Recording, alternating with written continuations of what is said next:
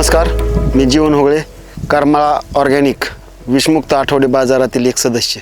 आपण विषमुक्त भाजीपाला शेती करत आहोत.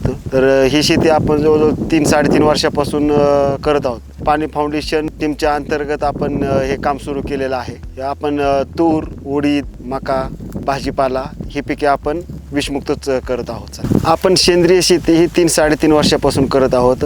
पहिले आपण रासायनिक खते टाकायचो थोड्या प्रमाणात, पण गावामध्ये शहरामध्ये खूप कॅन्सरचं प्रमाण वाढायला लागलेलं आहे आणि आमच्या गावामध्ये सुद्धा 1-2 कॅन्सर पेशंट तयार झालेत. त्यावेळेसपासून आम्ही असा निर्णय घेतला की आपण सेंद्रिय शेती, विषमुक्त शेती आपण तयार करू. केमिकल खतामुळे आपल्या शेतीचा सेंद्रिय कर्ब पण खराब होत आहे, माती पण खराब होत आहे, सुपीकता कमी होत आहे. त्यामुळे आपण सेंद्रिय शेती, विषमुक्त शेतीचा निर्णय घेतलेला आहे. रासायनिक खतावरील, पेस्टिसाइडवरील खर्च पण वाचला. आपण आपल्या शेतीमध्ये 10-11 प्रकारचा भाजीपाला घेतलेला आहे. त्यामध्ये टोमॅटो, मिरची, कोबी, फ्लावर, वांग, ढोबळी मिरची, पालक, मेथी, काकडी ही अशी 10-11 पिके आहेत. पिकांसाठी केमिकल पेस्टिसाइड्स किंवा फवारण्या किंवा खतं वगैरे काही वापरत नाहीत. यामध्ये आपण गांडूळ खत, कोंबड खत, 10 ड्रम थेरीचे द्रवरूपातली खतं आपण यामध्ये सोडतो. जीवामृत वगैरे, जीवाणू स्लरी हे पण यामध्ये आपण वापर करतो. पेस्टिसाइडसाठी आपण 10 ड्रममधील दशपर्णी अर्क, निमार्क, विमिल अर्क, अमिल अर्क याचा आपण यामध्ये वापर करतो. तसेच आपण सोलर ट्रॅप, चिकट सापळे वगैरे पण यामध्ये आपण रोग नियंत्रणासाठी वापरत असतो. आपण शेतामध्ये चिकट सापळे, सोलर ट्रॅप लावल्यानंतर कीड रोग येण्या अगोदरच त्यावर नियंत्रण तयार होते.